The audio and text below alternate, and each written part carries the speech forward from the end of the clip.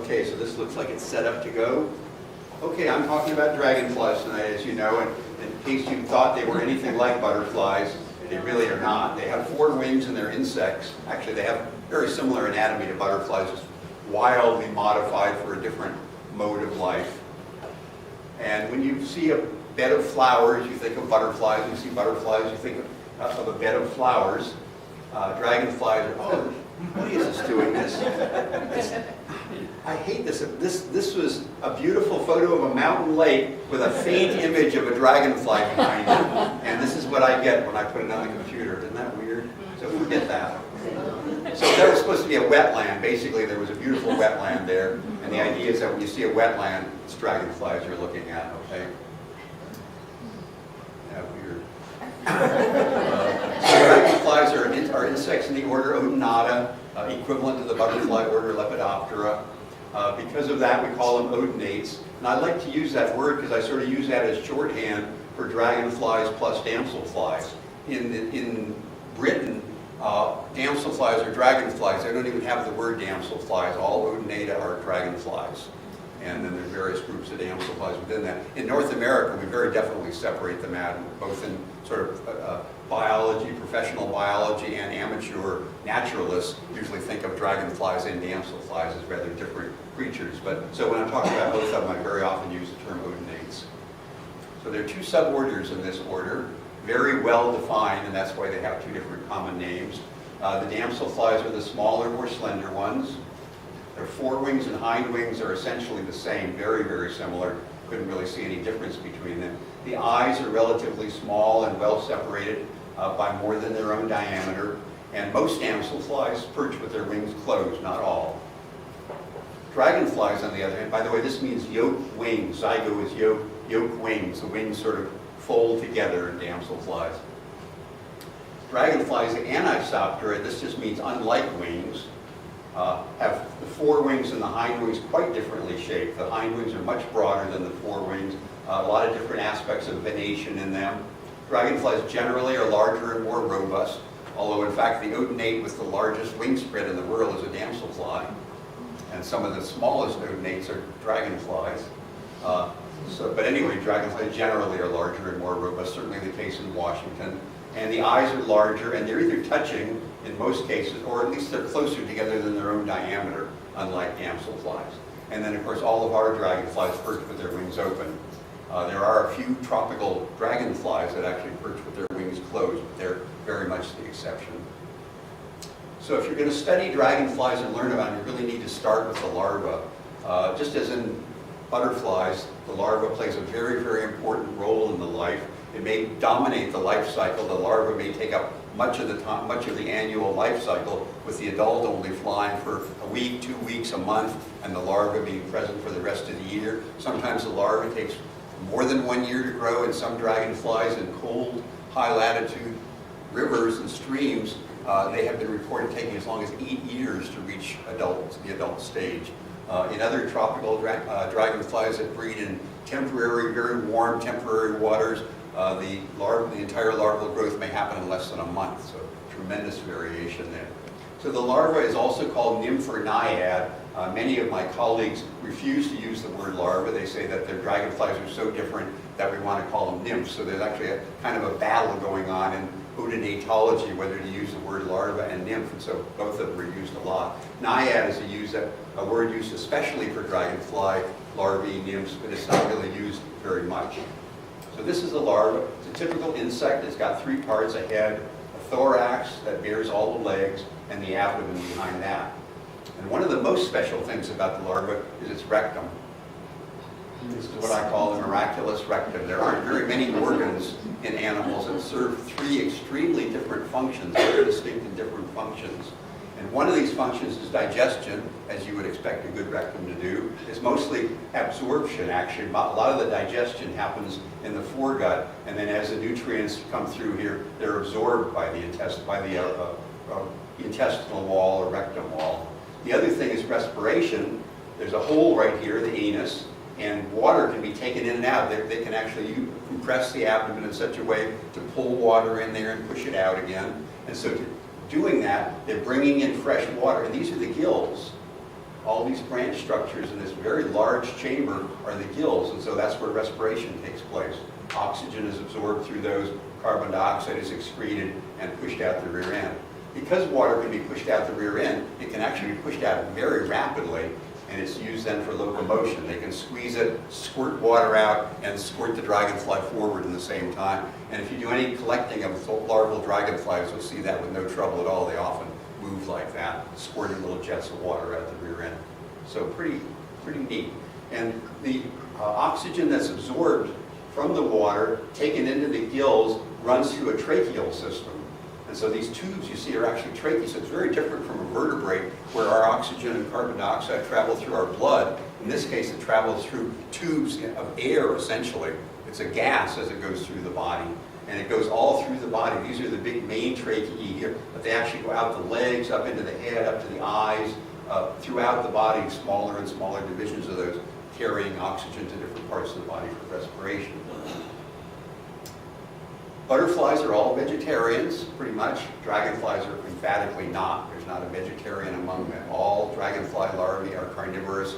All dragonfly adults are carnivorous. So in that, their niches are extremely different in the insect world, and that would explain a lot of the differences between the two groups. This is a side view of a dragonfly larva. These are wing pads developing here. The wings of the adult develop within the larva, and the head and the thorax and so forth. And this is the labium. The structure. It actually comes from the bottom of the head here, comes out to here, is hinged right here, and comes up to here, and is sort of called a labial mask that covers the face. And that's what they use to catch their prey, called a killer lip there. And if we stretch one out and look at it from the top view, this is one now extended. It's got these labial palps that actually are unhinged as well. They can open up.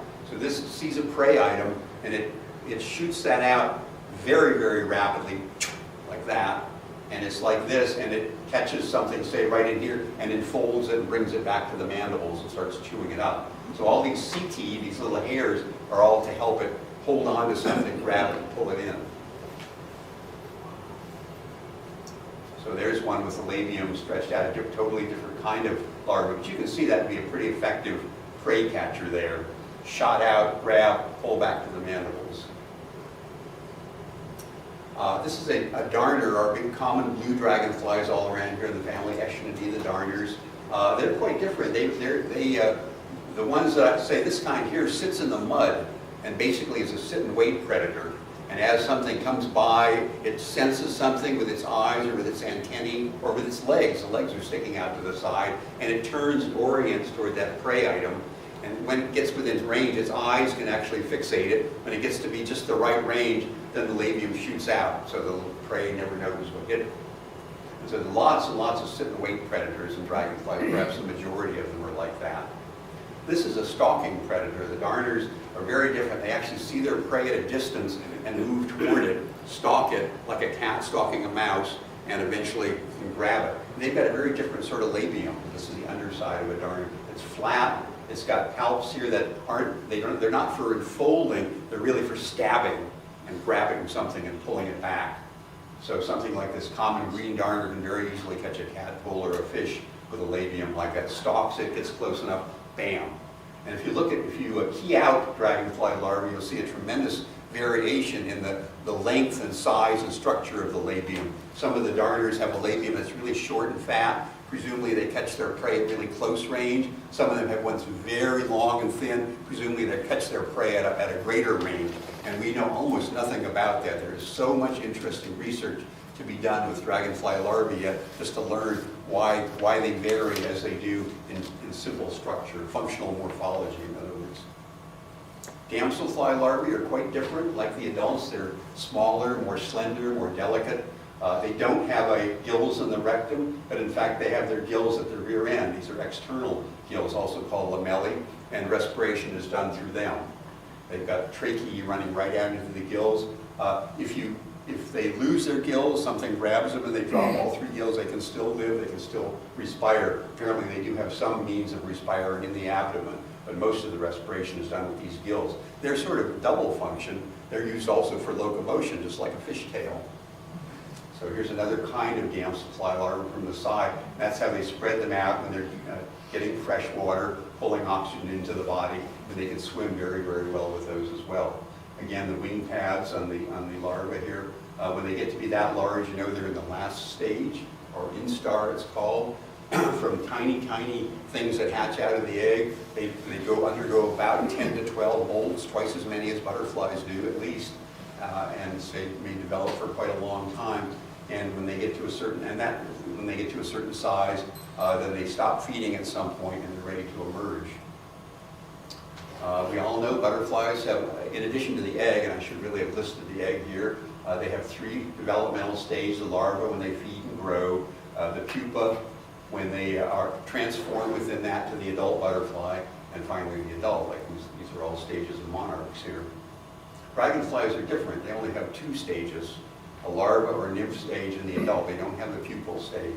What they do is while they're inside the larva, they're actually transforming, or the larva itself is transforming to an adult as it goes about its daily business. A rather different situation than in butterflies and higher insects. Since the butterflies evolved after the dragonflies, presumably it was evolution decided the pupa was a better way to go, but these more primitive insects have done a fine job of it for millions and millions of years. This is a dragonfly larva molting. When they come out of their cast skin here, they're white and pigmentless. As far as I know, insects don't have albinos. If you see a white insect, it's probably because it just molted and it hasn't developed its pigment yet. And almost any insect that molts comes out without pigment. Very, very quickly the pigment hardens up, or very, very quickly the insect hardens and the pigment is deposited. So this is what you see coming out of the critter that has just molted, just about white. It will very rapidly develop pigment. Again, a darner larva, big wing pads, extending back on the abdomen here. The eyes, very prominent. The antennae. Here's a larva of a common whitetail, very common dragonfly around here, just a typical larva. This is a sit-and-wait predator. It's got a lot of hairs on it, and algae and plant material adhere to it. It sits down in the mud. Its eyes are right at the top of the head, so it's very well adapted for lurking in the mud and eating the things that are crawling around there. So while this is in the water now, moving around, once it gets to the last instar, the last larval stage, almost as soon as it has done that mold very quickly, it starts reassembling its body inside. It's actually changing to the adult dragonfly while it's escaping predators, while it's feeding, while it's moving around. At some point, the adult mouth parts, which are much smaller than that great big killer lip of the larva, withdraw from the labium of the larva, and then it can't feed anymore. And once that happens, then it's, again, an adult inside there, still moving around, starts crawling up to the surface and actually starts sort of breathing both air and water. It has a time of transition when it moves between taking in water to its gills and actually breathing air. So you'll often see them sometimes at the surface, sometimes upside down, which is the tip of their abdomen sticking out. Very quickly, they crawl up on a branch. They're ready to emerge. Again, you can see the wing pads of this. This is another common whitetail larva. Crawls up, just sits there for a while, probably adapting to the air. It's breathing air. It's just getting ready to go. It's got this larva, this adult inside it now. It's flexing its muscles. It's developing more of its adult traits. And it breaks out finally. They've actually got a sharp point on the top of the thorax, which is where the larval skin breaks open. It actually probably rubs that somehow against there and pops it open, and then it just splits wide out. And the adult sticks its head out and basically rests. Once it comes out, it rests. These tubes are the same tracheae that you saw in the larva. They're made of the same, they're part of the same embryonic development area or tissue as the external cuticle. And so they're actually pulled out every time the dragonfly molts as the larger tubes. So that's what you're seeing there. So now this just rests here, basically has to let its muscles develop, and it's flexing its legs a little bit, but it may hang there for 20, 30 minutes even. And then finally, it reaches up and pulls itself out, and then it starts expanding. And so this one, its wings are starting to expand from the base. Its abdomen has expanded a little bit. It's already quite a bit bigger than the larva. And the wings expand from the base, and they expand till they're all the way full size. And then the fluids that have been used to expand those wings go back into the abdomen and expand the abdomen. And so then the abdomen expands all the way, and then it's full size, a much, much larger looking creature than was living in there. So it's a fluid that is pumped into the wing to make it expand, Yes. then goes back out? Into the abdomen to make that expand, right. And then finally, it's a perfectly good dragonfly. It crawls away from its exuberance. This one emerged in a pond in my backyard. Took it about an hour and 40 minutes. And at the end of that time, its wings finally popped open. The wings are closed when they emerge. They finally pop open, and it flies up into the air and disappears. And that's typical of Udinata in general. That's what they do. Here's another sequence of another species emerging. This is a dragon hunter, a very large dragonfly in eastern North America, crawling up on a rock, splitting the exoskeleton. And this one now is not hanging down like the other one did. It's actually up, pointing up. There's two different types of emergence, ones that actually hang off the larva or the cast skin, and ones that are sticking up like this, which are being supported with their own musculature. So then it comes out, it's sitting, resting for a while, pulls itself out, the wings start expanding, wings expand, then the abdomen expands, and eventually it's ready to fly away. The reason it's green is because insect blood is green. So you're actually seeing precious bodily fluids there that are real color. Yes. Why do they call it a dragonfly? Oh, because it eats other dragonflies. Thank you for asking. Yeah. It's one of the very largest North American dragonflies. And its larva is a flat thing that looks just like a dead leaf. It lives on the edge of streams and mimics a dead leaf. These are damselflies that have just emerged. They're in different stages here. This one is still expanding its wings. This one has expanded its wings and it's expanding its abdomen now. Ovipositor sticking out here. Genital ligula, the copulatory organ sticking out there. Exuviae are cast skins of ones that had emerged previously. They sometimes emerge right on top of one another. Some of the damselflies in areas where they're common, you can see this sort of thing. This is a mass emergence in June at Paulson Lake in the Okanagan, which is incredibly full of this one species called the northern bluette. Millions of them emerge from there over a period of fairly short time in the spring. It's a spectacle of nature to get to see this. And just when the right conditions are, many of these things will sort of harden up at the same time and they'll lift up into the air almost in clouds. And all the birds around there, all the blackbirds, all the grebes, everything that's there is eating these damselflies. So that in a way they're like cicadas that emerge in these massive emergences that basically swamp their predators. The predators can't possibly eat all of them. The same thing may be happening with these damselflies. Question. What would a large population like that feed on? I mean, they got Other invertebrates. Okay. Yeah, just smaller things. Yeah, I didn't say much about the food of the larvae. They feed on mayflies, caddisflies, smaller dragonflies. They're very cannibalistic. They eat younger stages of their own species.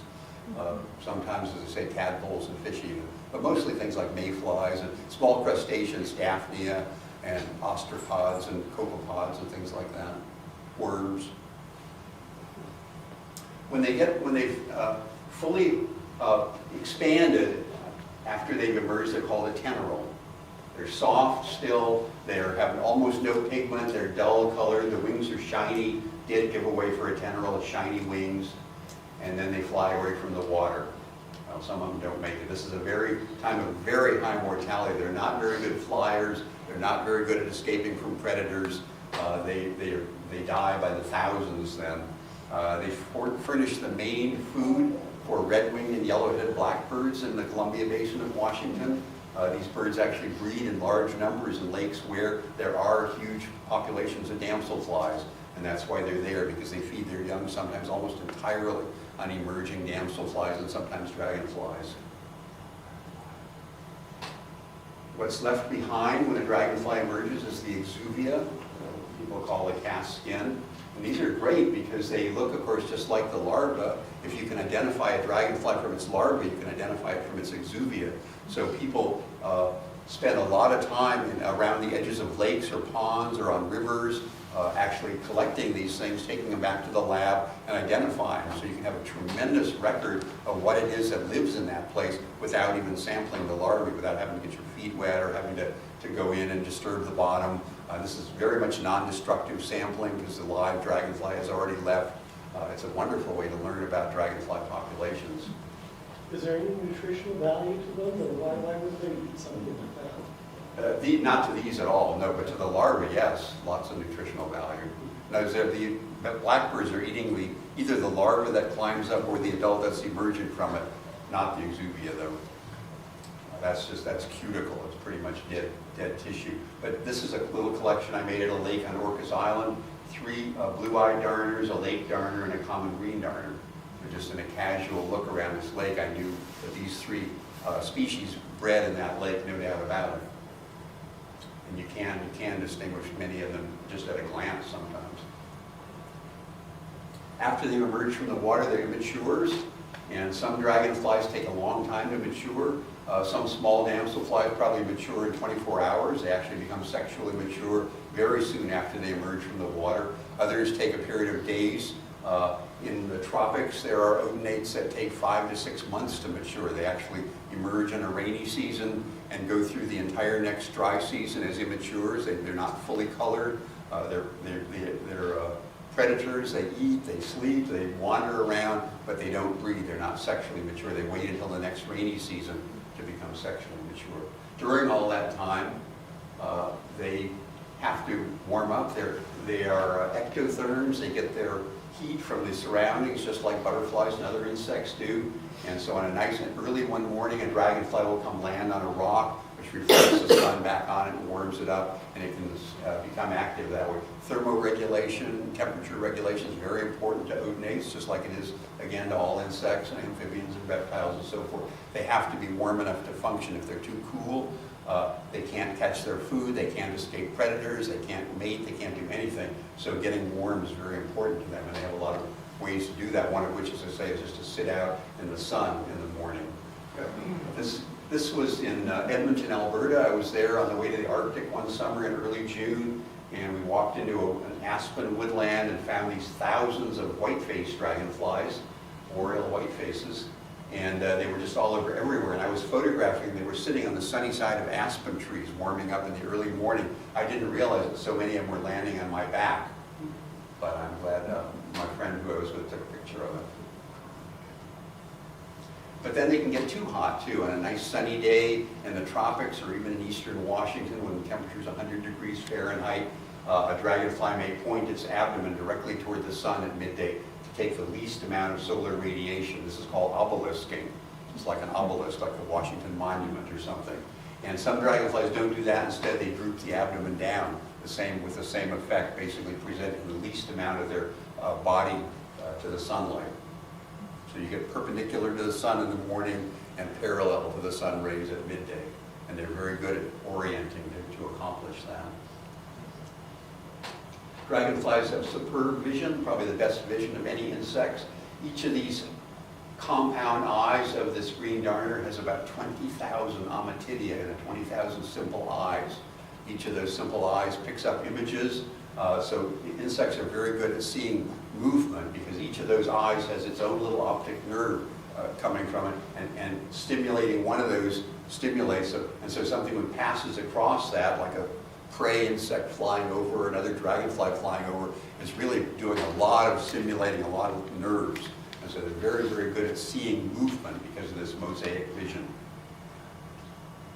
Again, the antennae of an adult. The antennae aren't used for smell in dragonflies, apparently. We're not entirely sure, but we think they're probably more important in detecting air currents. Damselflies, with their more widespread eyes, still have quite large eyes as well. Dragonflies are masters of the air. They're probably about as good flyers as insect evolution has ever produced. All the wings can be moved independently of one another. They're not yoked at all. And so this is just a single paddle-tail darner here hovering, and photos taken of it showing all the different wing positions that they can come up with. When they turn, all 4 wings are moved independently. They can hover, they stop on a dime, they can back up, they can turn over. They're just amazingly adept at flying. They look like they're going like a bat out of hell when they're probably only going 15 to 20 miles an hour. But for a small animal to go that fast, that's very many body lengths per second they're moving. They all can hover very well. This is a damselfly hovering over a river in Mexico. They can hover for seemingly indefinitely. I've watched them just hang in the air like that for minute after minute after minute till I got bored. This is a wandering glider. It's the most wide-ranging dragonfly in the world, and it's worldwide species, and probably has the record, all the flight records in dragonflies. They've been caught 1,000 miles from land on boats and things like that. They migrate across the ocean. This is a species that was written about about a year and a half ago, I guess. Somebody figured out how they were migrating from the Indian subcontinent through the Seychelles Islands to East Africa. This was a regular migration route, much of it across the ocean. If you look at them closely, you see they've got very broad hind wings, and they are gliders. If you watch videos of this species, they beat about 5 times, just like an accipiter hawk, and then glide for a while. Beat, beat, beat, beat, and glide for a while. And apparently they can do that, as I say, for 1,000 miles across the ocean. They migrate at night. They're the only dragonfly known. They've actually been picked up by radar, swarms of them, off the Japanese coast. If you look closely at a dragonfly wing, they're made up of all these little cells, which are really nice, very pretty, and we actually use them to classify dragonflies as part of the course of all these veins. If you look closely, the wings are amazing marvels of engineering. They're pleated, for one thing, like an accordion. They go up and down, up and down, up and down, which gives them a lot of strength and rigidity. They've got all these little setae or pointed structures on them, thorns, you want to call them, which we don't know the function of. What was the name of that species again? Wandering glider, Pantala flavescens.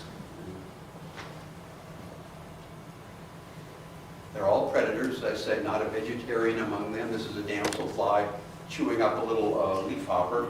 Most of them eat small prey, small flies, soft-bodied things, small flies, leafhoppers, small beetles, things like that, but probably just about anything. Again, look how hairy some of the species are. They use their legs to capture their prey, so the legs are very spiny on dragonflies. This is probably the last sight many a small insect has seen. This is a dragonfly, big eyes coming at it. Here's the mandibles. The mandibles are mostly covered by the labrum, this anterior-most part of the head here, but they can be extended out from that. Very, very hard, very sharp, and they can chew up prey pretty rapidly. Including, sorry to say, butterflies. There are some kinds of dragonflies that are actually specialist butterfly eaters. This is a common green darner. This is our state insect, and it's eating, anybody know what that is? No. It's in South Texas. You said Washington State, and so I thought Oh. it was in here. Like queen to me. It's a queen, yeah. But it's interesting because, of course, birds don't eat these because they're poisonous, and insects apparently have no problem at all eating poisonous butterflies. Some dragonflies, I've seen several dragonflies with various quite distasteful butterflies. Well, you notice we're not working on the wings where the poison is, it's working on the... Well, that could be. It's certainly, and they don't normally eat the wings, they drop the wings, so that's a good point, yeah. They eat each other. This is an eastern pond hawk, which is one of the more predatory dragonflies in North America. It seems to eat a tremendous amount of smaller dragonflies, as well as butterflies, as well as other things. Damselflies can eat other damselflies. I've seen damselflies eating damselflies larger than they are even. But of course, they're also prey. Here's the same common green darner species being taken by a kiskadee in South Texas. A saddlebags dragonfly by a tricolored heron. Herons are amazing dragonfly catchers. They just sit still and a dragonfly will approach them to perch on their bill and just snap it out of the air. People have actually watched green bitters with their, they hold their beaks straight up, and dragonflies literally coming into land as they would on a stick or something. Apparently all the members of the heron family are perfectly happy catching a dragonfly in its life. Lizards catch them. I was photographing this common whitetail on a rock in Oregon. Actually, I went click, click, click, and all of a sudden there was a lizard in the picture, and this fence lizard had just dashed out, grabbed this thing on a rock. I watched it sort of chew it up and swallow it. Spiders catch a tremendous amount of them, especially when they're young, when they've just emerged from the water. There are many areas where spiders build a bank of webs along the shore of a lake or pond or river, and seemingly almost just to catch all the dragonflies that are emerging and flying away from the water. Question? Will the dragonflies sometimes eat the spiders? Say again? Will the dragonflies sometimes eat the spiders? Yes, they do. Not too many of them, but there are some tropical damselflies that specialize in spiders. They actually go around through the forest looking for spider webs and plucking the spiders out of them. Most dragonflies tend to eat moving prey. I didn't say anything about foraging in dragonflies. I probably should have. But damselflies often catch stationary prey, and they're the ones that get spiders. Robber flies eat them. Robber flies are interesting. No dragonfly has ever been reported eating a robber fly. So my guess is that robber flies have such a potent bite, and they're so quick at using it that a dragonfly that caught one might well get bitten. So there's been very strong selection against going after robber flies. Robber flies, on the other hand, eat a lot of dragonflies. They can actually catch a dragonfly 3 times their size and just bring it down immediately. Praying mantises catch them. Lots of vertebrates other than birds catch them. I was studying dragonflies out at the potholes. Actually, that dragonfly's on a fishing line. We would catch them, tie a little loop around their thorax, and fly them to other dragonflies to see how they would respond, looking to see whether we could, presenting a female dragonfly to males of several species to see if they recognize their own species and that sort of thing, presenting males to other males to see their territorial interactions. And if there were leopard frogs around and we got the dragonfly a little bit too low, gone. That's when leopard frogs were still common in eastern Washington. Fish are major predators on dragonflies. They fly too low over the water. I've watched dragonflies going over the water and bass actually following them underwater, trying to wait until waiting for the dragonfly to slow down or stop, and they just come right out of the water and grab them. And parasites, they have lots of parasites. They have water mites. Both of this dragonfly, this meadowhawk, and this spreadwing damselfly have emerged from the water. The water mites get on the larva, and they just sit on the larva, basically. The dragonfly goes up and emerges, and as it comes out of the exuvia, the cast skin, the mites all climb right onto the adult. And so that's why they tend to be more on the thorax, which comes out first, and more on the tip of the abdomen, which comes out last. That's where they very often are concentrated. These have an especially heavy mite load. Many individuals that you see just have a couple of them on them. The dragonfly carries the mites around, but the mites actually feed from the dragonfly. They pierce the cuticle of the dragonfly and are sucking body fluids. If there are a few of them, they seem to have no effect at all. Sometimes when there are very large numbers of them, they do have an effect. But in any case, the dragonflies go away from the water with the mites on them, come back to the water when they're sexually mature, and the mites just all fall off. So the dragonflies are actually, the mites are using the dragonflies as their transport from place to place, their dispersal mechanism. Other question? Can they get rid of the mites before they Do they? Can they get rid of the mites before they mate? Mostly, yeah. This is both of these are quite mature, so they're both in a state of mating. I've photographed one damselfly. The way they mate, if they have too many mites on them, they can't mate. So they actually mess them up that way too. And then if you go in the tropics, you find the little blood-sucking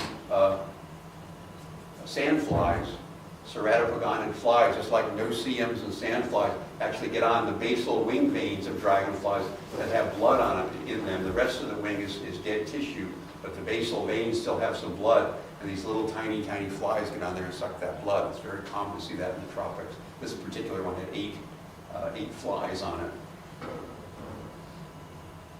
Then they mature. This is a young individual, this lyre-tipped spreadwing, and this is what it looks like when it's mature. It changes color. It gets a lot of times blue is the color of mature odonates. Pruinosity occurs on them. This is a whitish powdery bloom that's developed that actually goes through the cuticle and changes the color of the dragonfly. It's pretty easy to tell the sexes of dragonflies. They're differently shaped. The males are usually more slender than the females. The female has a bigger abdomen for holding all the eggs that they lay, which can total thousands in some dragonflies. The male has a secondary genitalia under the second abdominal segment, which usually shows up, and you'll see how that's used in a minute. They have a different setup at the end of the abdomen. The male has 3 appendages here. The female has only 2. In this case, you can actually see the structure that holds the eggs before they lay them. So structurally, it's pretty easy to tell the sexes of odonates apart. Sometimes they're very differently colored. They have a lot of sexual dimorphism. Sometimes the male and female are colored very similarly.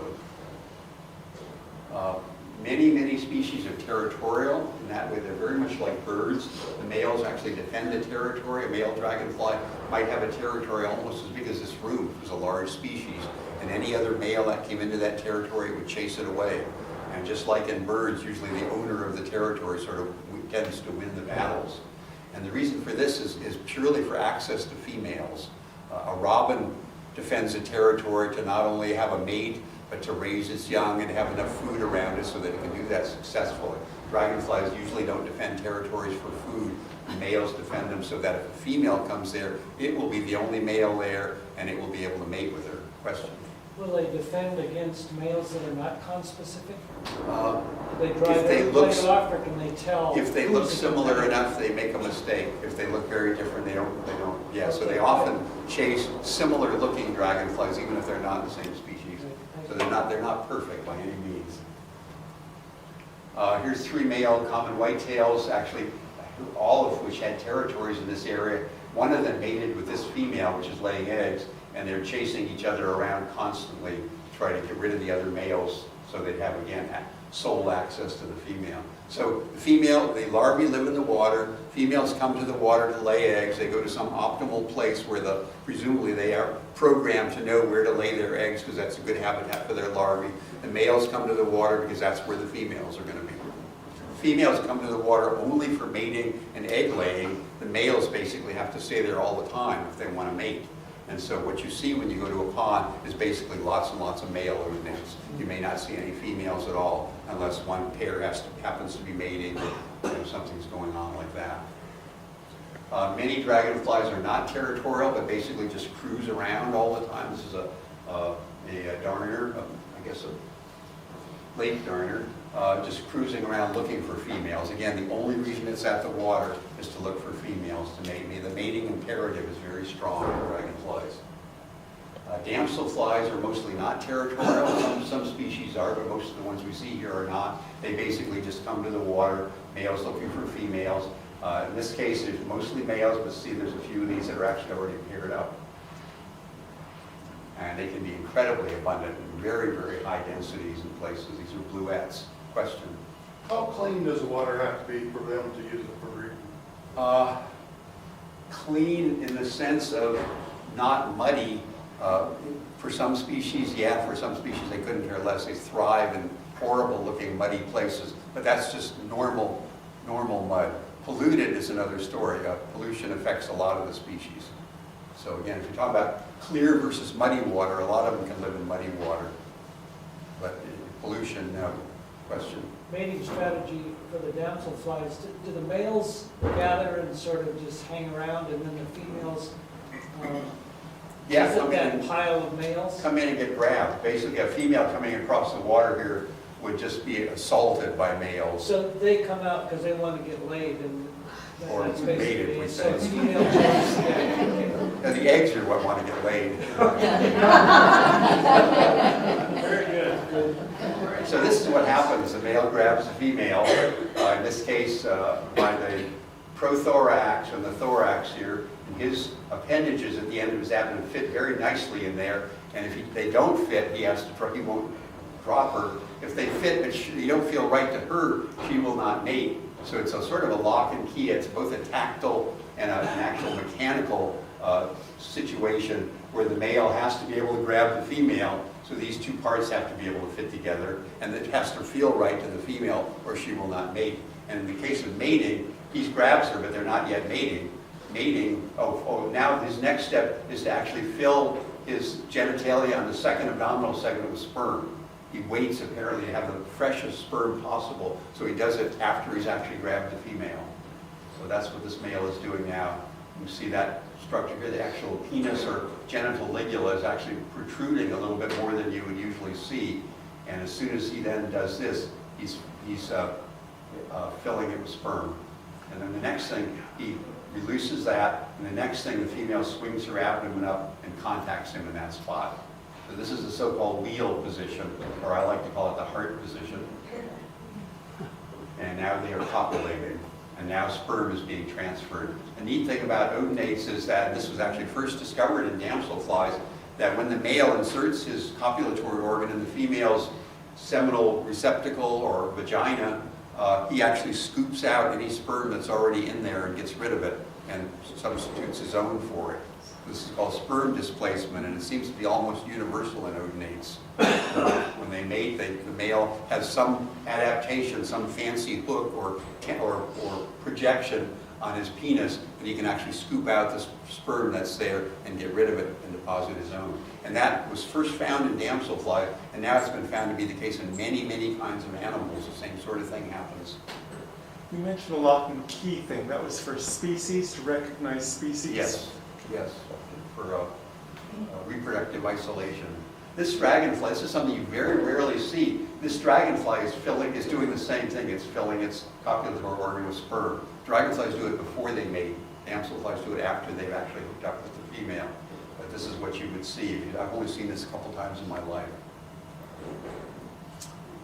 Now these are copulating, the same as you saw with the damselfly. The male grabs the female, but grabs her by the head instead of the prothorax and hooks onto the head, and then she will, and he's already filled his copulatory organ with sperm, and then she will swing her abdomen around and connect with him there. And see, they're facing the same. This is a unique thing. You know how butterflies mate tail to tail, and that's not very efficient in escaping from predators, is it?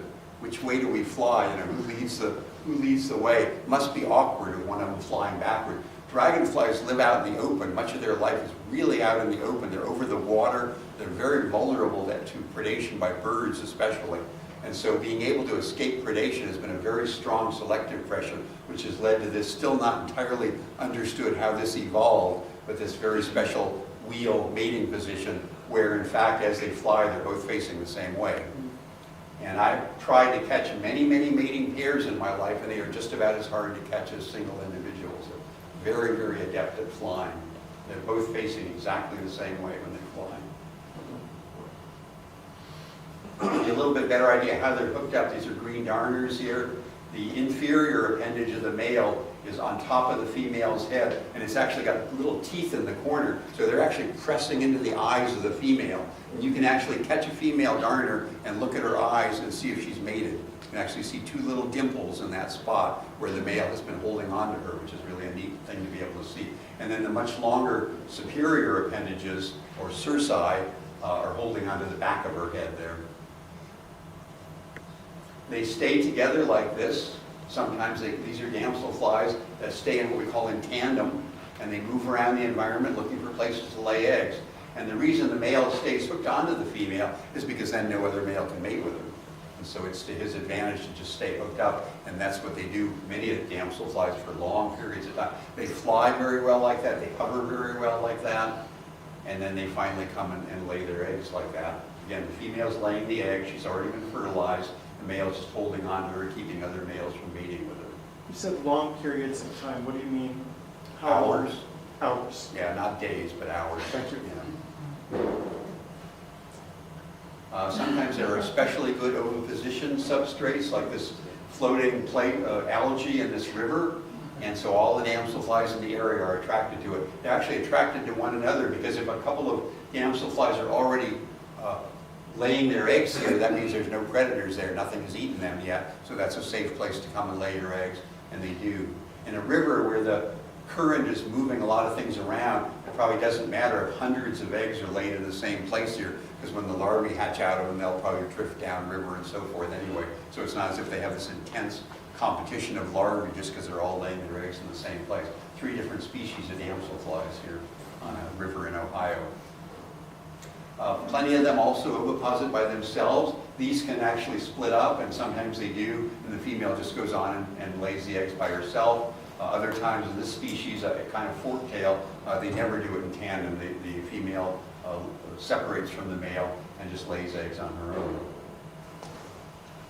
Here's a darner laying eggs. You can get a little bit better idea how they do that. They've actually got an ovipositor that the eggs run down a channel in this, and this pierces the stem. And there's probably some marks here that actually show where other eggs have been laid in the stem already, and single eggs are deposited in there. Then the female moves a few millimeters and lays another egg, and moves again and lays another egg.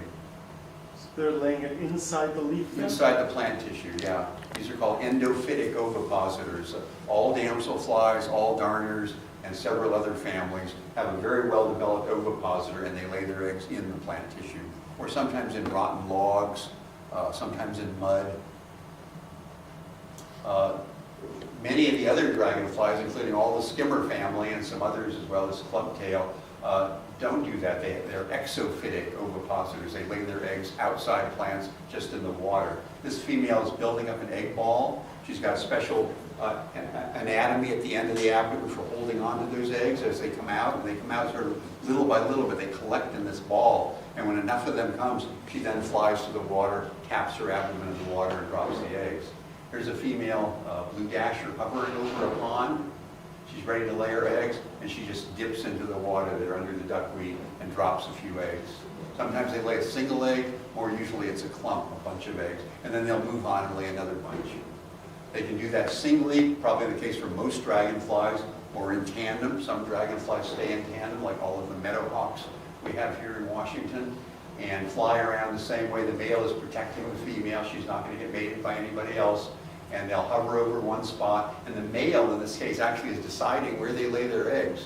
We know enough to know that it's the male that's basically pulling the female along, and so he has to be programmed to know good spots for laying eggs too, and all these species that do it in tandem. And then they'll drop to the water, drop a bunch of eggs, and then move on to it again. Then they come to the end of their life. The adults around here, the little damselflies live maybe a week or 5 days. The bigger the skimmers live maybe 2 weeks to a month, and the big darners may live a month or 5 weeks or so, but that's about it. Some dragonflies in the tropics, as I said, go from one rainy season to another. The longest known marked dragonfly ever was 6 months, and that was a big damselfly at Barrow, Colorado Island in Panama. The marked individual was recaptured or recovered 6 months later. Most of them were much shorter times than that. So the water striders come and feed on them, and the beetles, or if they die on land, the ants get them and so forth. But they leave behind their eggs, and the next generation then starts. This is a darner egg laid in a plant that was teased out and hatched in captivity into this tiny little larva.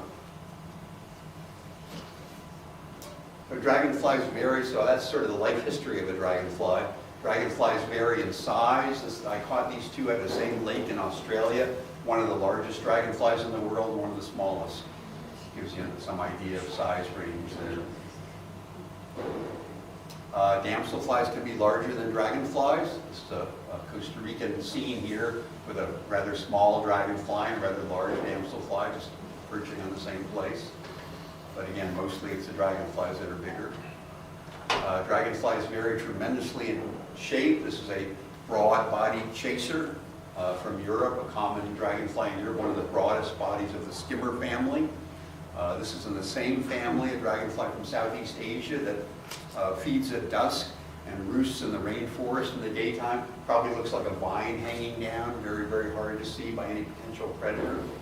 Yet they both still can fly just fine. Probably the weight of the abdomen behind the wings is not too dissimilar between this one and this one. So they're balanced for their aerodynamically. You say the weight of that abdomen is... Say again? You say the weight of those abdomens are similar? Possibly, yeah. This is much, much, much longer. This one may be heavier. I suppose it probably is. And so they probably fly somewhere. This one flies all the time in the daytime. This one comes out and flies only for a short time at dusk. So that probably makes some difference in their life, in the way their life. Look at the huge eyes on the dusk flying one. You get a little more leverage with that long abdomen too. Yeah, that's true too. Right. That one dragonfly picture the wings were mostly transparent, but then right close to, not that one, the fatter one. Oh, yeah. Yeah, but then right close to the abdomen, there's coloration. Yeah, lots of dragonflies have pigmented wings or partially pigmented wings. That's probably for species recognition. We don't really know of any other function of the pigment in the wings. Colors on dragonflies are all colors of the rainbow. This is one genus of dragonflies that are damselflies that are common in the southern United States and all through the American tropics. Just different species showing some variation in color. Some damselflies are spectacularly colored. This is a dancing jewel from southern Africa. Also a damselfly, even though it's got a relatively short abdomen. Many odonates have colored wings, all sorts of colors. This is a South American species. They actually land and they wave their wings to show off that beautiful iridescent color and the red bases. They move them in different directions, seem to be displaying territoriality by doing that. Some of them are just unbelievable. This is a very small South American dragonfly that's, I call them mini morphos. They're blue, they're very much like the blue of a morpho butterfly. And yet many, many dragonflies are not brightly colored, they're cryptic. This is a species that roosts on pine tree trunks in southeastern U.S., a great petal tail, and they're really hard to see. You usually flush them off the tree before you see them. So dragonflies are a relatively small order with only 5,600 known species. We estimate there may be as many as 1,000 more still undescribed. We're discovering new species of dragonflies constantly in the tropics. I would say there's a new one described from the United States about every 3 or 4 years. We're still discovering new species in the United States with very small restricted ranges. 462 in North America, north of Mexico. 80 species in Washington. As I tell people, I'm sort of like Bob Pyle, who moved into the worst place for butterflies in the world, perhaps, to live. Washington has the smallest butterfly list of any of the lower 48 states. Smallest dragonfly list. Rhode Island has 130 species, et cetera, et cetera. The east, the east, and even the northeast, much, much better for dragonflies than the west. In Washington, does it have an eastern Washington, western Washington for butterflies? Western Washington has few in western Washington, but eastern Washington has many. Is that true for the odonates as well? It's less discrepant than in the butterflies, because you never see what the highest county list is. And that's actually the highest county list, King County. And it's almost surely because it's a county I've lived in for 43 years. But nonetheless, it's very rich, our own county here. There's 10 families of odonates in Washington, 3 damselfly families, and 7 dragonfly families. The only really big families are the pond damselflies of many species, the darners, and the skimmers. Those are the biggest families in Washington, but we'll look at a few of those. Now, most of this is all new stuff. I didn't have this before. Several of your members asked me to put more stuff on sort of specifics about dragonflies rather than just my general lecture. So I'm just adding some more specifics. They're just dragonfly habitats, lakes, ponds, seasonal wetlands. Many species, some species actually live in wetlands that dry up every year. Their life history is such that they lay eggs in the summer over completely dry land, and the water basin then fills up with water when the winter rains come, and the eggs are in there dormant basically through the winter, but as the water temperature warms in the spring, the eggs finally hatch. As it warms even more, the larvae develop into the summer, and they emerge from the water sometime in midsummer before the pond is dried up, and then it dries up and the cycle starts again. So those obviously just have a 1-year life cycle. Those would be both endophytic and exophytic? Yes, both dragonflies and damselflies, the skimmers and damselflies, yeah. Yeah, because there's some dragonflies that actually, you can see them laying their eggs, just dropping them onto the grass, one after another. Streams and rivers have their own species. Some of the rarer species in Washington live in river-type habitats. And then mountain lakes and bogs have another set. So it's like butterflies. You basically have to go to different places to find different kinds. Both spatially, you have to go to different habitats, and one lake may not be the same as another lake, just like one meadow may not be the same as another meadow for butterflies. One stream may not be the same as another stream. Even if they look exactly the same, they still may have different dragonflies just because there's something in there. This one attracts species A and this one attracts species B, so you really have to look around a lot. And then there's the seasonality, again, the same as in butterfly. Some species fly in the spring, the majority in midsummer, some in the fall only. So let's look at these families really quickly. The Calopterigidae, the jewel wings. These are large, our largest damselflies. They're very beautiful. There's only one genus and one species in Washington. Their wings are broad and very densely veined. Many antennae crossveins, I could have left that out. But the nodus is sort of the middle part of the wing here. And in most damselflies, there's only 2 cross veins in the front here, closer to the body. And these, there are many, many. They're very metallic and iridescent. Anyway, this is an unmistakable dragonfly or damselfly, the river jewel wing. It's common in the Black River down south of Olympia. That's probably the greatest populations of it in Washington, but it's scattered out in other parts of the state as well, mostly in the southern part. It's on Stossel Creek in King County. That's actually the northernmost population of them in western Washington. One population we've found before in Stevens County and haven't been able to find it since. The females look like the males but have a big white stigma here. Lestidae, the spread wings. These are unmistakable when they have their wings open. They're also big damselflies, and they perch with their wings open. They put a lie to the statement that all damselflies perch with the wings closed. The stigma, which is this structure, which is an inertial regulator of pitch, by the way. It's very important in the wings. It actually sort of stabilizes the wings as they move through the air, having this little weight sort of near the end of them. They have long leg spines for catching prey, metallic abdomen, blue eyes in all the mature males, and they're among the damselflies that are often in seasonal wetlands.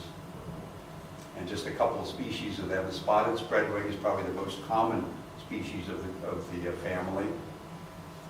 And you can see these are county records. I just made up all these maps today. I hadn't really done that before. And there are several places published with dragonfly range maps on the web too, for the whole of North America. Again, wings spread out. This is one of our most abundant damselflies in the fall. It's the last damselfly to fly in the fall, right into November. And it's very common even at large lakes, whereas most of the spreadwings are at small ponds and lakes. And it's got just a few spots underneath the thorax, what give it its name, spotted spreadwing. Utenates did not have common names back when I started in the group, really back until about 10 years ago. And a colleague of mine, Sidney Dunkel, and I actually made up the common names for all North American dragonflies. And we submitted them to the Dragonfly Society of the Americas, and members got to sort of look at them and make comments, and a couple of changes were suggested, which we accepted, and then that list then became the official list of common names of North American dragonflies. So nothing like the controversy that's been in the butterfly field about common names, I think. And another spreadwing, the emerald spreadwing, very pretty one with beautiful emerald green thorax and somewhat the abdomen as well. A little bit more restricted in range, tends to be more common in the mountains. And then the major damselfly family, the Cynagrionidae, the pond damsels. This is pretty much all the typical damselflies you see with their wings closed. They're small, stigma is shorter than in these spread wings. And I should say the spread wings sometimes close their wings for various reasons. So it doesn't mean it's not a spread wing just because it's got its wings closed. But these are all smaller than the spread wing. Very many species are blue. They live pretty much everywhere. There's 14 species up in the state. And there are a couple species of damselflies that are all over Washington, all over North America. The Thule bluehead is probably the most ubiquitous one. This is one of only 3 species that I found in all 39 of Washington counties. I'm sure there are more species that occur in all of them. We just haven't done as much survey work. For all that we've done over the years, it's still not enough to pin down all the records. But anyway, this is a very common sort of alternating blue and black damselfly. And the abdomen has more black than blue. The blue parts of it are narrower than the black parts. That's important to see for a tule bluette. The appendages at the end, there's 2 above and 2 below. The cerci are the 2 above. The paraprops are the 2 below. And in the tule bluette, the circus is longer than the paraprop, has a little tubercle at the end. In contrast with these other 2 equally abundant species that occur all across the state as well, the northern and the boreal bluette, the only 2 odonates that I can't tell apart in the field. They're absolutely identical except for the appendages. The northern bluette has a pointed circus or superior appendage. The boreal is rounded. And in both cases, the inferior part, the paraprop, is longer than the upper part, the circus, contrary to the tule bluette. And in these cases, there's more blue than black in the abdomen of the males. So these are the very widespread blue bluettes as well. The females are polymorphic in many damselflies. They can be brown or blue. It's a brown female, it's a blue female. That in itself is a very interesting topic for study. And here's comparing the tule and a northern bluette. Again, the tule are more black on the abdomen than the northern and the boreal bluettes. But again, absolutely cannot tell these apart in the field. You have to catch them and look very closely to tell them apart. So when I've surveyed these, I go out with a net and I catch 10 males and look at each one with a hand lens, and then I record 10 boreals or 10 northerns or 7 boreals and 3 northerns or something. That's how I've learned where they live all across Washington. Very commonly live together in the same lakes. Nobody knows how they differ ecologically. Maybe they don't. Forktails are another major group of damselflies of this family, and they're black. They have a black abdomen with a blue tip, unlike the bluettes. So it's easy to tell a forktail male from a bluette male. Male Pacific forktail is our most ubiquitous damselfly. It's probably in the most habitats. It's the one that will come into ponds that you dig in your yard out in the suburbs. And it's got 4 little blue dots on top of a black thorax. Nothing else in the state has that. Females start out very pretty pink and orange, change to very dull as they mature. They're probably like this only for a day or 2. And then there are 2 forms of females, polymorphic, as I said about the bluettes. One is this one, the other is this one. Looks more like a male, actually. The other very common forktail is the western forktail, which has a striped thorax instead of a spotted thorax. And this is a fairly blue thorax. This is quite green. This also changes with age, which some dragonflies do, making them harder to identify yet. A butterfly, I guess, comes out of its pupa and it looks the same for the rest of its life. They may vary seasonally and geographically, but at least they don't change with age like dragonflies do. And this starts out orange and black for a very brief time and then becomes this pruinose gray thing. And finally, just to complete the forktails, one group, this is a northwest endemic. Its entire geographic range is the northwest coast here, like big leaf maples and many other species we know here, and aplodontias and giant salamanders, and just a little bit into British Columbia. And this is a beautiful thing. It's got a lot of blue on the abdomen, great big forktail, flies in the spring. It's very common in May and June, and then pretty much gone. So it's a thing that people would come to the northwest to see. Bluettes versus forktails. Sometimes they perch together. Here's a western forktail with a bluette. Here's a Pacific forktail, also perched on a leaf with a bluette. So pretty easy to tell those 2 groups apart. Petalurity, the petal tails, only 1 species. How am I doing with time? Anybody? It's 9. Are we supposed to be finished by 9? We always stop over. 10 minutes? Yeah, keep Okay. going. Okay. Definitely keep going. The petal tails, this is a really special northwest species. Again, it's a northwest endemic from southern British Columbia to northern California, pretty much all in the mountains up here, not in the lowlands. It's got brown eyes, which are separated. The female has an ovipositor like a darner. There's only 2 petal tails in North America. They're the most primitive dragonflies, and they have a relic distribution. They're scattered all over the world. We have 1 in the northwest. The larvae are semi-terrestrial. They actually live in burrows in boggy areas, and they actually come out at night and feed on beetles and spiders walking across the ground to catch them, the only terrestrial larvae in the Northwest. Other question? So anyway, that's better photographs of them. This is their range, but this overestimates that they're basically just way up in the Cascades, way up in the Olympics, and that's it. So all these counties, the records are well up in the mountains, say above 3,000 feet. They're at Snoqualmie Pass. They're scattered around. They're in bogs and seeps or sometimes little streams. Not too many localities that I know that I can just go to and find one easily. But this is on pitcher plant in southwestern Oregon where they're very common. The darners are one of our prominent families. They're these big blue dragonflies you see flying around in the fall. Large with long abdomens, large eyes. Females have ovipositors. The males, most of them have a lot of blue. They're flyers. The dragonflies divide into two groups. Flyers, which fly around to catch their prey. They're basically behaving like swallows, and that includes this darner family. And they're flying around looking for mates, so they're basically in the air all the time. When they land, they don't perch, they hang up under a branch.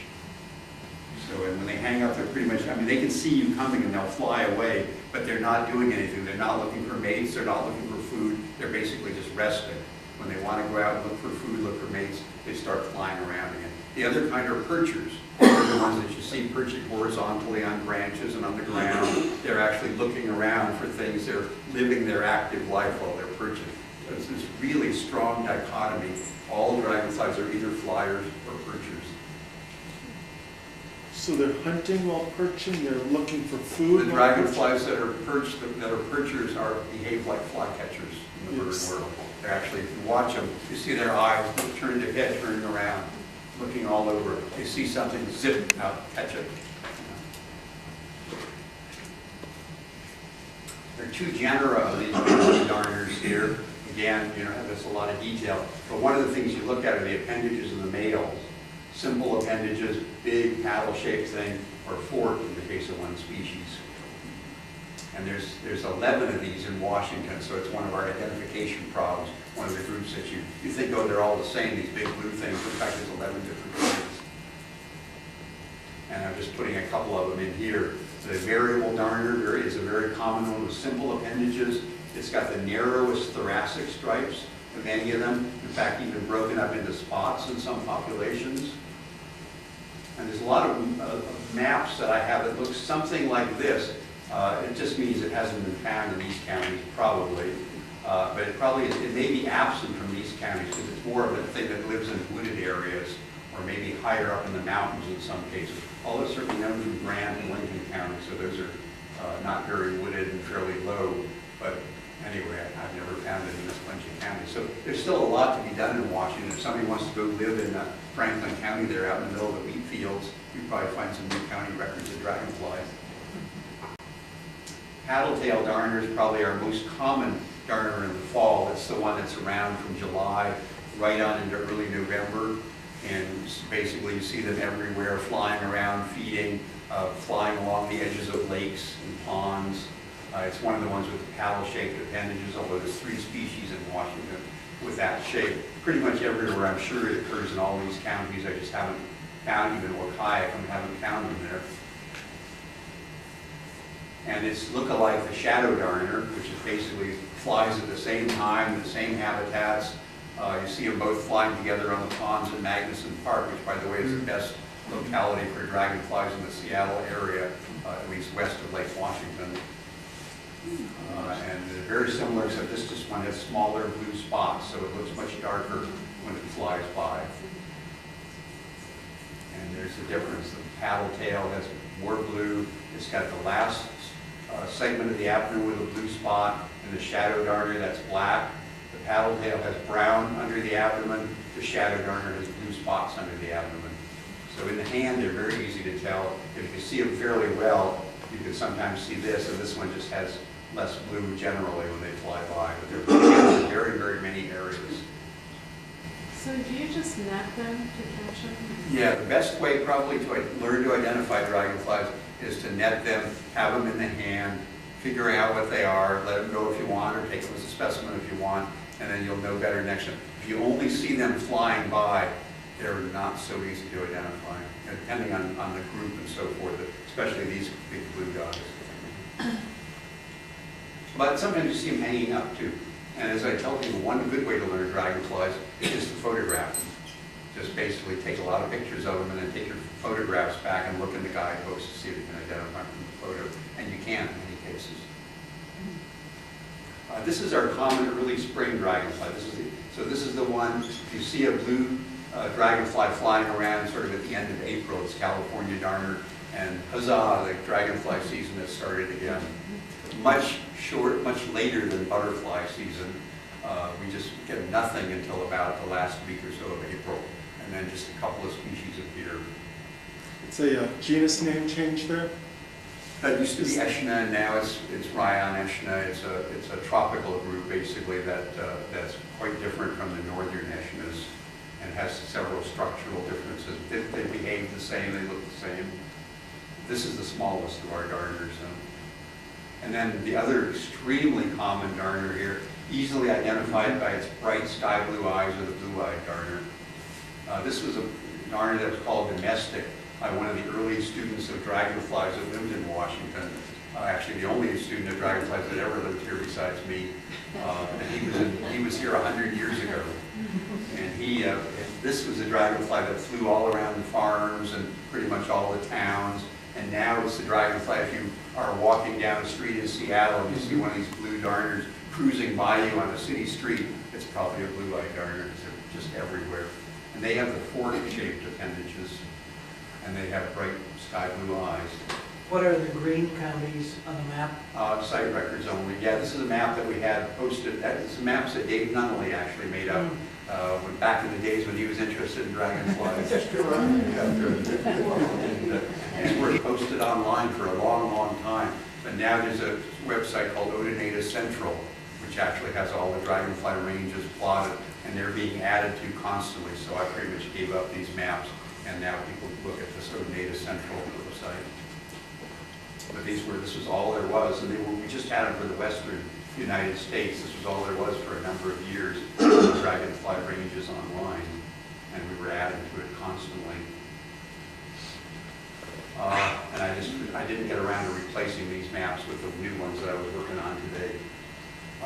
The common green darner is our state insect. I should have written that there. It's unique in having a bright green thorax. A mature male has a blue abdomen. Mature female has a brown abdomen.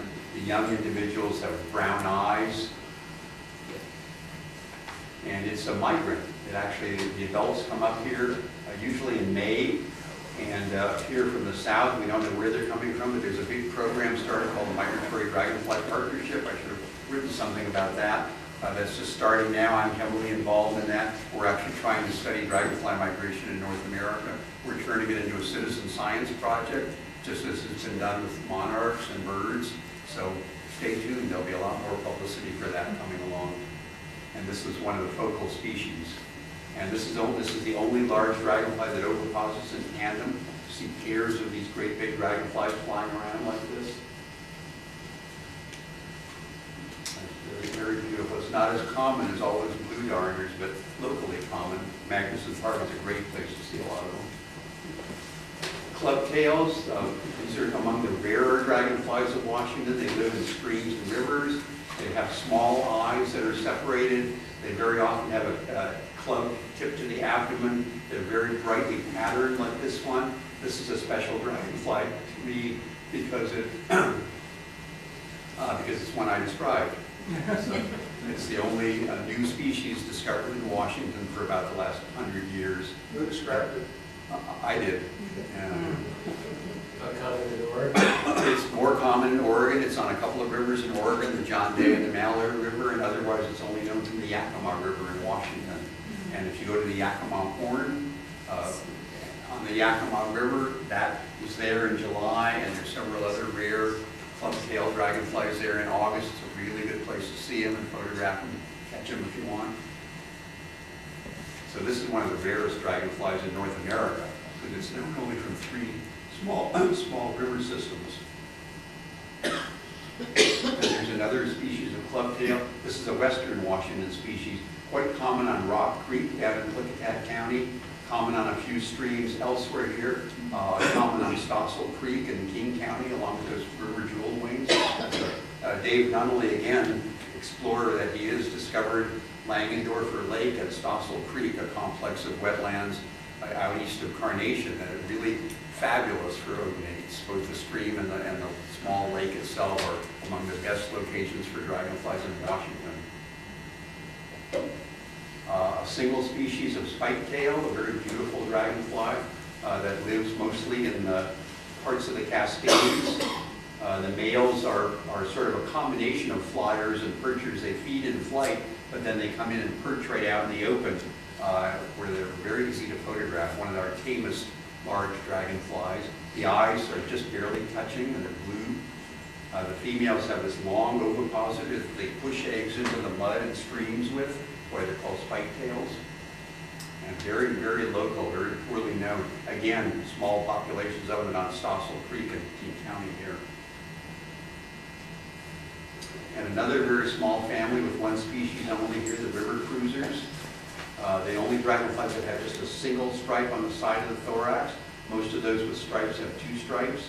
This has only one. They have great big sort of purplish gray eyes, beautifully spotted abdomen, and they live on rivers in eastern Washington. One record of one from Mason County, never been found again there, and scattered around the Columbia Basin on rivers and streams. The emerald family, Floridae, they're beautiful, bright green eyes. Most of them have metallic bodies. This is an American emerald. It's fairly plainly marked creature, but very common all over Washington. It's an early summer species, very common in June and into July. Mostly disappears after that in the wooded parts of the state. But they fly around the edges of lakes everywhere with big green eyes coming at you. And then the Somatochlora genus, these lined emeralds, most of them have some sort of a pattern on the thorax. This one is the least pattern probably of all. Most of them have stripes or yellow spots on the thorax. They mostly occur in the mountains, as the name of this implies. Very abundant. If you go up into mountain lakes and have sedgy meadows around them, these things are just all over the place. They hover right in front of you with big green eyes. They're a little smaller than the darners. And there's 5 species of Somatochlora, so there's a whole bunch of different rare ones that occur in various parts of the state. All 5 of them are known from bunchgrass meadows up in the northeastern part of the state. And the basket tails that come out in the spring, brown dragonflies with greenish eyes, that they're flyers also, and they fly around in little feeding swarms sometimes over roads. So plain brown dragonflies back and forth over a road, almost surely are these basket tails. Called that because they have big subgenital plates here that are forked, that hold a great big ball of eggs when they're laying their eggs, and then they drag their abdomen through the water and the eggs come out in a string like toad eggs. And this is a bunch of basket tail eggs laid by one female. And they expand just like frog eggs do, the gelatin envelopes. And then finally the last family of skimmers, all of our pretty bright colored dragonflies that are perchers. Many of them have patterned wings. They live in all the habitats, much the largest family of odonates in Washington. One of the really common ones here, this is another one that's known from all 39 counties, the 8-spotted skimmer with 2 spots in each wing. Mature males get white patches in the wings in addition to that. The 4-spotted skimmer, another very common but plain brown dragonfly with pretty obvious spots in the wings that occurs mostly in wooded parts of the state, more common in the mountains than the lowlands. They're one of the most abundant northern dragonflies all across Eurasia and North America in the north. Another very common species all across North America, the whitetail, unmistakable with his very, very pruinose abdomen. The young males have an abdomen that looks just like that, and then as they mature, it gets whiter and whiter. And they have a black band on each wing, a dark brown band. Totally different looking female with 3 spots in each wing. This is the one that loves mud. Perfectly happy in the muddiest lakes and ponds you can find. Is that a genus name change too? Yeah. It was Platypus all along and then changed to Libellula and then they decided to split it out again. So nothing like the amount of changes that have happened in butterflies. Keep me about 5 years behind in my butterfly scientific names. Dragonflies, just a few changes like that have happened along the way. Again, surely occurs in these 2 counties, but these 3 counties, but I just don't have records of it yet. This is a female again, and a very similar 12-spotted skimmer, which is in eastern Washington, easily distinguished by the different abdominal pattern. So, you know, just like birds, just like butterflies, you learn field marks for these things. They seem similar at first. Eventually, you can tell them apart. Sometimes live in different habitats, fly differently. It's like anything else in nature. The more you learn about them, the more comfortable you feel with them.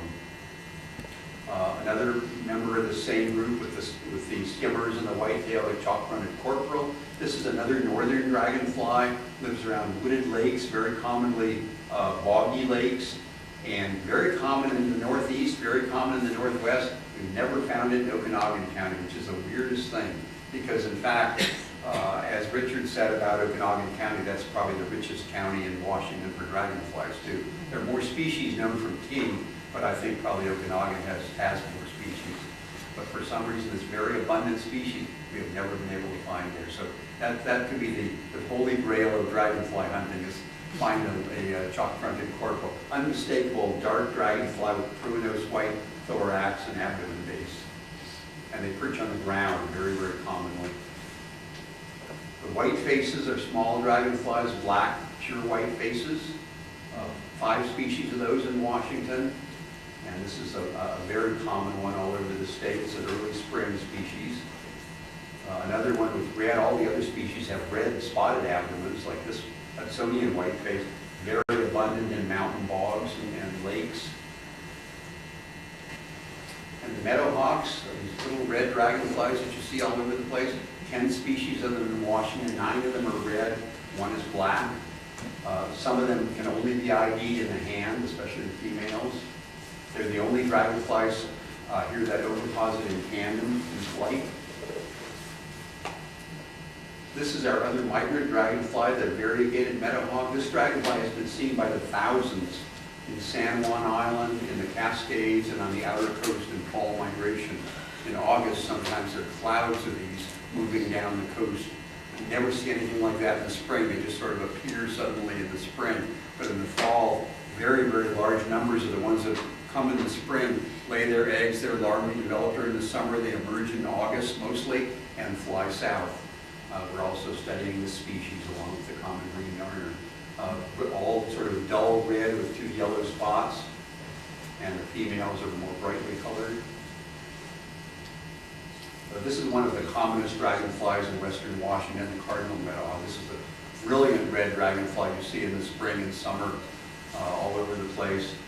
Also yellow spots, but much brighter red than the variegated meadowhawk. Mostly confined to western Washington, small populations at the edge of the Blue Mountains. This is the latest dragonfly at all. This is one that this is actually incorrect. I forgot to change this. We've actually got December records of this now in the last couple of years. And it's the latest dragonfly all across North America. So little red dragonflies that you see in the fall. This is on the boardwalk at Nisqually Refuge. You walk along that boardwalk in October. There are autumn meadowhawks sitting all over the railing. Striped meadowhawk, another very, very common member of this genus. These are pairs ovipositing in a dried up basin. This is one of the ones that lives in seasonal wetlands. And the pairs come together and obviously attract one another. And all these tandem pairs are dropping little eggs into the grass there, which will develop then when the water comes back in the winter.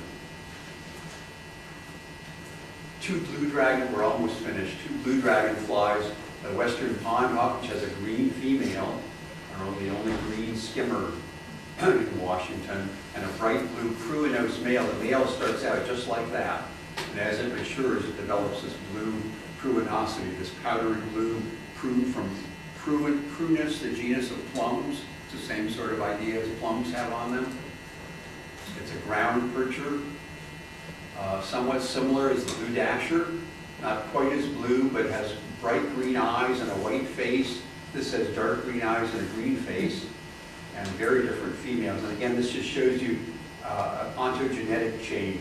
The Old female blue dasher gets pretty dull. The young one is very brightly striped and marked. Both of these are southern species. They're missing from these sort of northern counties where a lot of the northern fauna and flora occurs. So that's a summary of the number of species known from Washington counties. It'd be interesting to compare that with the butterflies. Very good counties, the northeastern ones. King, just because I've been doing it all the time. Kittitas, because it's also nearby and I can get over there for a lot of trips. Yakima, that was where the guy lived 100 years ago and already built up a pretty good list for that county. And the very poor counties, the Blue Mountains, because there really isn't a lot of water in the Blue Mountains, especially not lakes and ponds. These counties, number one, maybe not as well known, but also horrible weather. Again, where Bob Pyle lives.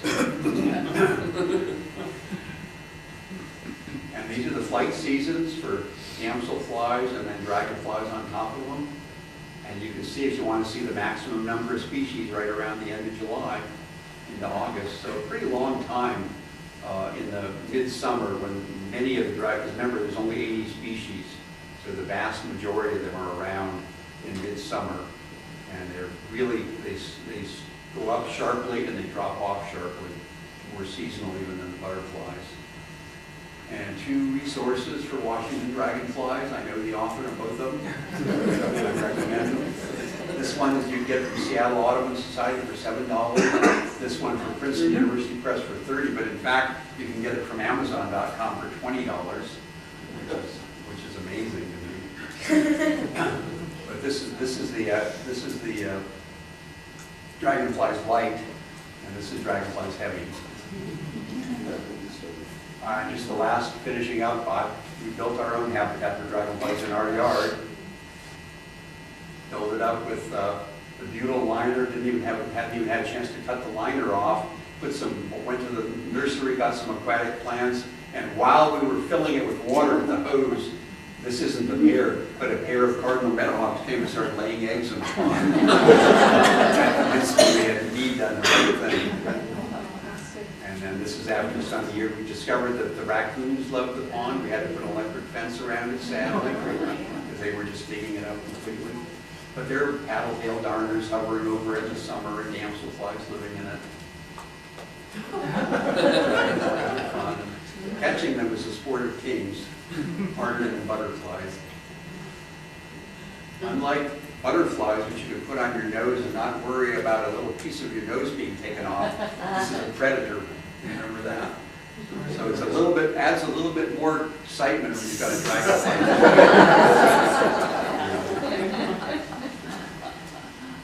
I've been studying them for a long time. I've never been tired of it.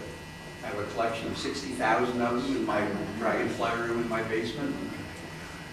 Which people say, oh my God, he's killed so many dragonflies. I think it comes to 2 dragonflies per species per year since I started doing this or something like that. This is the first dragonfly I ever photographed, and the photograph of the dragonfly itself. This was 1960 in southern Florida at Ruiz National Park. I'm so happy I've got that picture still. And I really haven't grown up any because I'm still doing exactly the same thing. A little bit better camera equipment. Pixels are beautiful. And that's it. Thank you.